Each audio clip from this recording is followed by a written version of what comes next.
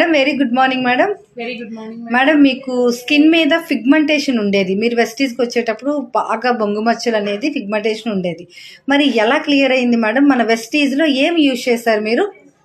ముందు మాత్రం నాకు పిగ్మెంటేషన్ ఇక్కడ ఉండేది మేడం. నాకు దిల్షద్ మేడం గారు చెప్పారు, మేడం మీరు వైట్ గా ఉన్నారు, బట్ ఇక్కడ పిగ్మెంటేషన్ తోనే బాగా కనిపించట్లేదు ఫేస్ అది అన్నారు.